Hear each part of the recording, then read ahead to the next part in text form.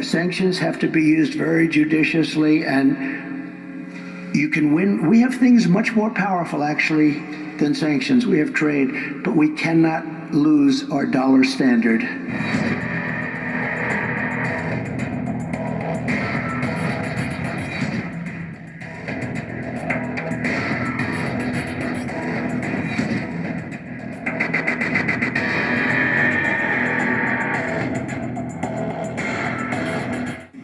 I would like to ask about the United States economic sanctions programs.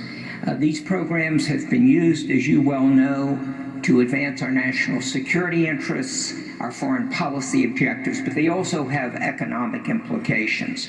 And the most recent was the program against Russia in response to their invasion of Ukraine, where for once we got the support of all our allies.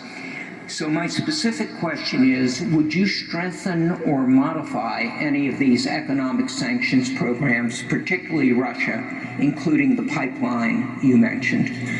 Well, it's a great question. The problem with what we have with sanctions, and I was a user of sanctions, but I put them on and take them off as quickly as possible because ultimately it kills your dollar and it kills everything the dollar represents, and we have to continue to have that be the world currency. I think it's important. I think it would be losing a war if we lost the dollar as the world currency. I think that would be the equivalent of losing a war. That would make us a third world country, and we can't let it happen. So I use sanctions very powerfully against countries that deserve it, and then I take them off. Because look, you're losing Iran, you're losing Russia. China is out there trying to get their currency to be the dominant currency, as you know better than anybody. All of these things are happening. You're losing so many countries because there's so much conflict with all of these countries that you're going to lose that, and we can't lose that. So I want to use sanctions as little as possible. One of the things that we have with tariffs is that I'll say to them, you don't honor the dollar as your world currency. Is that right? You're not going to do it? No, we're not. I said, that's okay. I'm going to put tariffs all over your product. And they're going to say, sir, we'd love to honor the dollar as the world currency. You know, tariffs, in addition to monetary and the money that we'll take in, which will be bigger than you've ever seen in this country before, gives you tremendous political power for something like that. As an example, I stopped wars with the threat of tariffs. I stopped wars with two countries that mattered a lot. A lot of people would have been killed. And I threatened tariffs coming into the United States if they don't make peace. And we made we didn't have conflicts like you have right now. We had very intelligent people. But the biggest threat you have is you lose that currency, and we have lost something that you'll never get back. And we can keep it if we're smart, but they use it too much, and then they just forget about it. And these countries. America wants to keep its currency to enslave the rest of the world countries as colonies that are beholden to the world reserve currency, which is the American greenback. So, with the gluttony of Washington through our Treasury Department and our oligarch private bankers as Federal Reserve board members, they want to peg the world to be submissive in commerce to America's greenback. So they basically want to prostitute the whole world as indentured servants, as economical colonies. And America wants to float the world economical order with our currency exchange of propping up the greenback to have hegemony and to subvert every other nation's currency under it and under its currency of the greenback.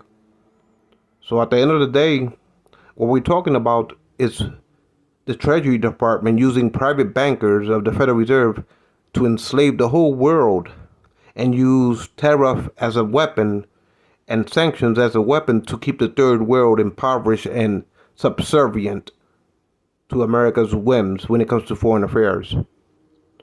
So America has nothing more or less than to thirst with gluttony to enslave the world. In other words, America wants to make every other currency inferior in forms of tariff, in forms of sanctions, and in forms of trading by forcing all the nations on earth to be pegged to the American greenback and to devaluate their own nation's currency in order to do it. And that's what you call enslavement, indenturement. It's nothing less than to colonize the world by America's Treasury Department. Basically, to make the whole world economical colonies, the 21st century of indentured servants, to prop up America's imperial world status, to give Washington the impunity to be a world sole superpower. And so this was Trump's speech at the Economic Club of New York. This is where the stock exchange is located at, where the Federal Reserve headquarters is located at. You know, America's capitalism. And this is not only a right-wing Kabbalah to take over the world. This is not just a right-wing. This is bipartisanly. Democrats, the Democratic Party, along with the Republican Party, when it comes to our economy, this is the central governance of American foreign affairs economically, and it's all controlled through these stock exchange of New York, and controlled by oligarch bankers, private bankers at the Federal Reserve. But they take orders through the Treasury Department, and Congress controls the purse strings of that.